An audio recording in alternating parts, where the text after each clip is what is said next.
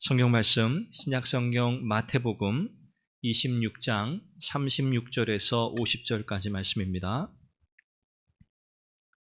마태복음 26장 36절에서 50절 교독하시고 마지막 절은 함께 읽겠습니다.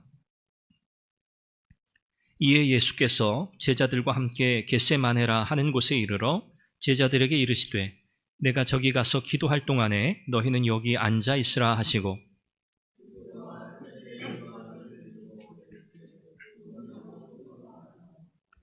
이에 말씀하시되 내 마음이 매우 고민하여 죽게 되었으니 너희는 여기 머물러 나와 함께 깨어 있으라 하시고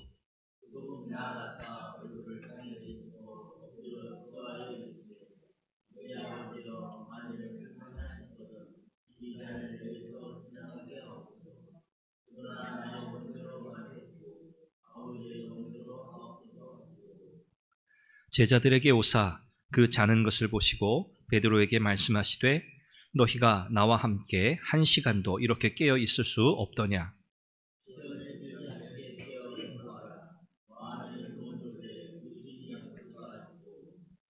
다시 두 번째 나아가 기도하여 이르시되 내 아버지여 만일 내가 마시지 않고는 이 잔이 내게서 지나갈 수 없거든 아버지의 원대로 되기를 원하나이다 하시고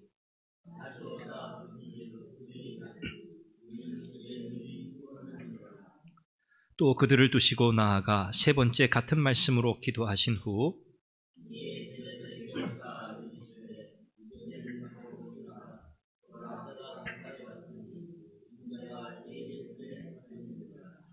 일어나라 함께 가자 보라 나를 파는 자가 가까이 왔느니라.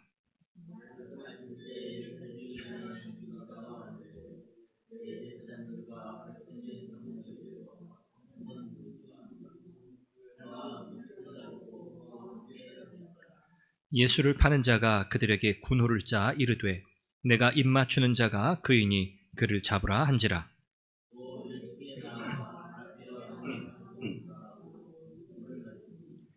예수께서 이르시되 친구여 내가 무엇을 하려고 왔는지 행하라 하신대 이에 그들이 나아와 예수께 손을 대어 잡는지라.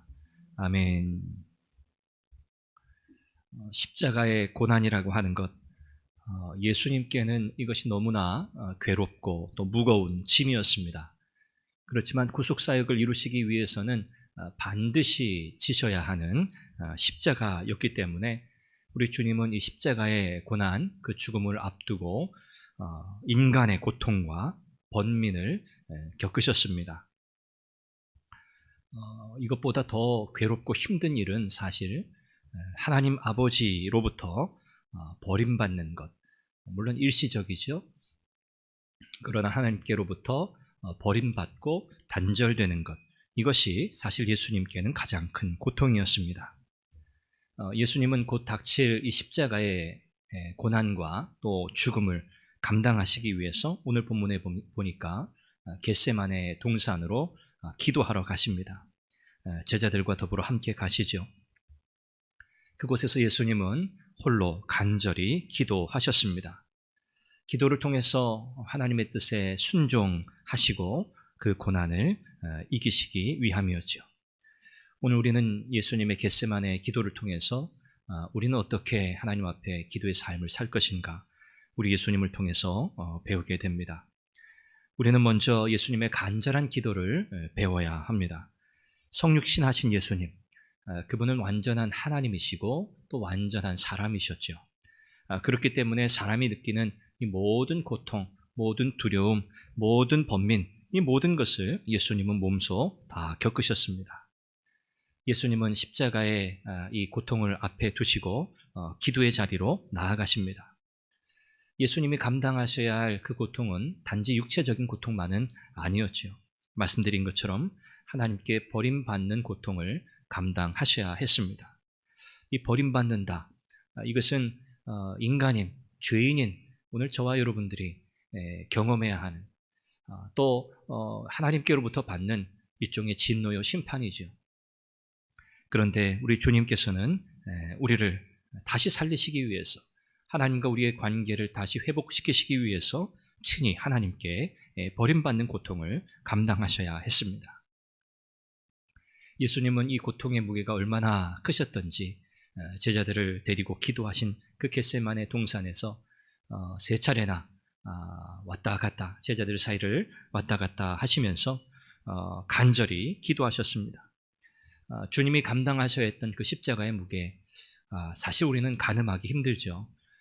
이 십자가, 그 고통, 그 고난, 얼마나 큰 고통이었을까? 얼마나 큰 고난이었을까? 사실 오늘 우리는 그것을 참 상상하기도 힘듭니다.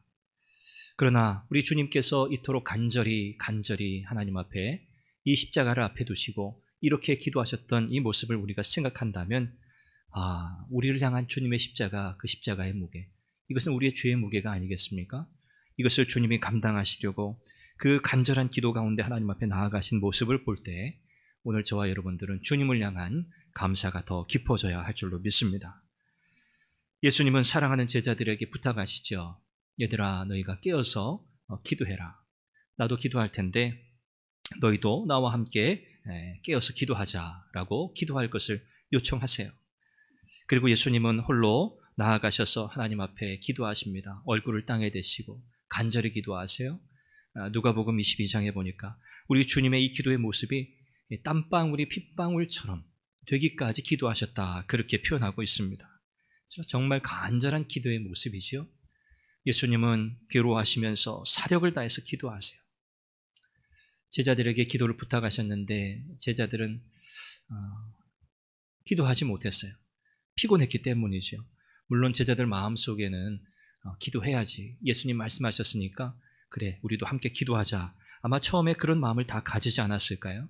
그런데 제자들의 그 피곤한 육신, 그것을 이기지 못하고 제자들은 그 예수님 근처에서 기도하시는 예수님 근처에서 잠을 자고 있었습니다. 예수님은 제자들의 자는 모습을 보시면서 한편으로는 안타까워하시고 또 한편으로는 긍휼히 여기시죠. 마음에는 원인데 참 육신이 약하구나 라고 말씀하십니다. 예수님은 기도를 다 마치시고 이제 제자들 곁에 오셔서 이제는 자고 쉬어라, 그렇게 말씀하십니다. 예수님을 팔아넘길 가룟 유다, 그가 가까이 왔음을 예수님이 아시죠. 그러나 예수님은 도망치시거나 다른 방법을 택하지 않으셨어요. 예수님께서 겟세마네에서 그렇게 간절히 기도하신 이유는 도망치거나 피하거나 새로운 살 길을 찾기 위함이 아니라 하나님께서 정하신 그 구원의 길, 십자가의 길을 당당하게 온전히 감당하기 위함이셨습니다. 오늘 예수님께서 마주하셨던 그 십자가, 그 앞에서 간절히 기도하셨던 그 예수님의 기도, 이것은 다만 예수님 혼자만의 기도가 아니라 제자들에게도 부탁하셨던 것처럼 오늘 저와 여러분들이 함께 가야 할 기도의 모습인 줄로 믿습니다. 두 번째는 우리의 기도는 순종을 위한 기도여야 한다는 사실을 우리는 깨닫게 됩니다.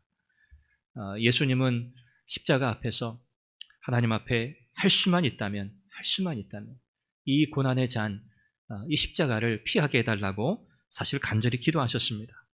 그런데 예수님의 이 간절한 기도, 그리고 이 정직한 기도는 응답받지 못했어요. 예수님의 기도대로라면 하나님께서 그 기도를 들어주셔야 했는데 하나님은 예수님의 기도 그대로 들어주시지 않으셨어요. 그러나 다른 방법으로 하나님은 그 기도에 응답하시죠. 예수님의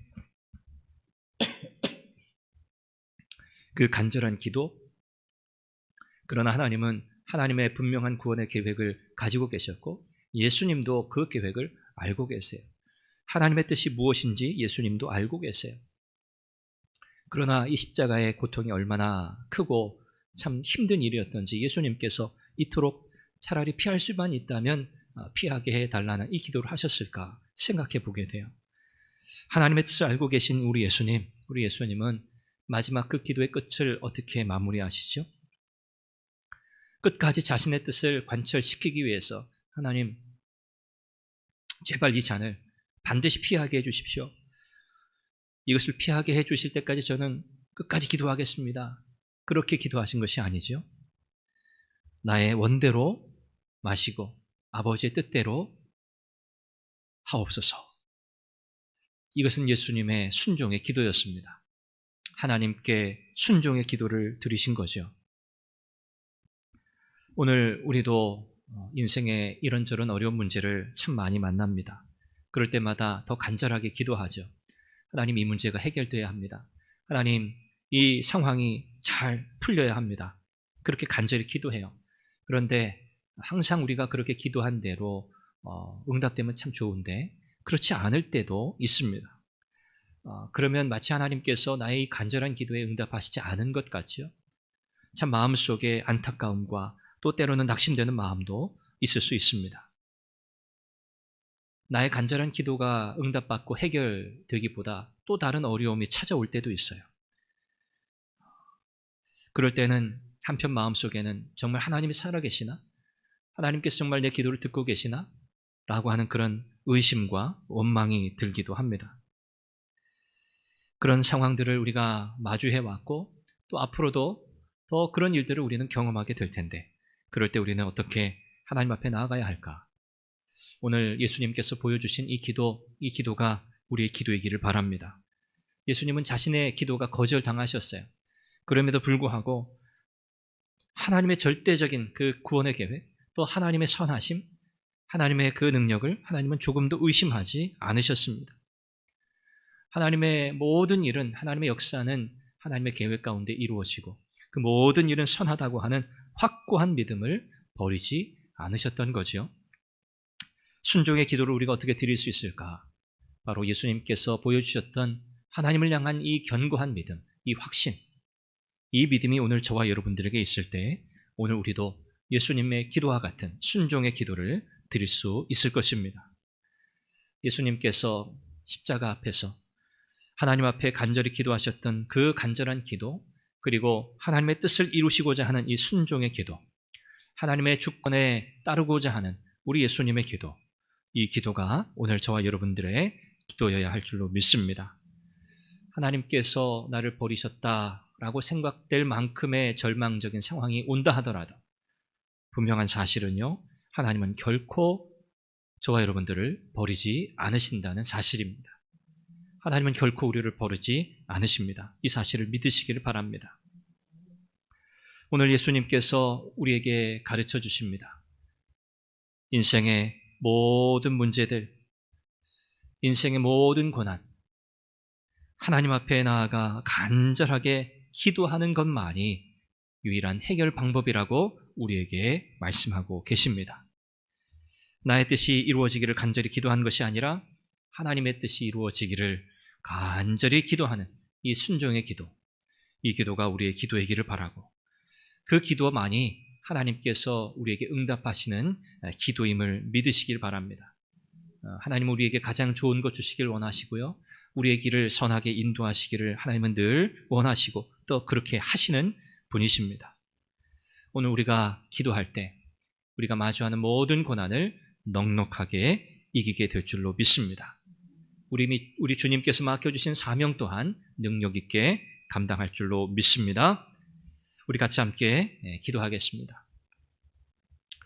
하나님께서 오늘 우리에게 예수님의 겟세마네 기도를 통해서 보여주신, 가르쳐주신 이 기도의 삶을 살아갈 수 있게 해주시기를 바랍니다. 고난과 시험을 당할 때 하나님 앞에서 기도하신 주님의 모습을 기억하게 하시고 간절한 기도를 회복하게 하옵소서. 하나님의 선하심과 신실하심을 의심하지 말고 믿음으로 순종의 기도를 드리게 하옵소서. 이 기도 제목 가지고 기도하시기를 바라고 교회를 위하여, 나라와 민족을 위하여 여러분의 개인적인 기도의 제목을 가지고 하나님 앞에 간절히 기도하며 나아가겠습니다. 기도합니다. 자비하신 아버지 하나님,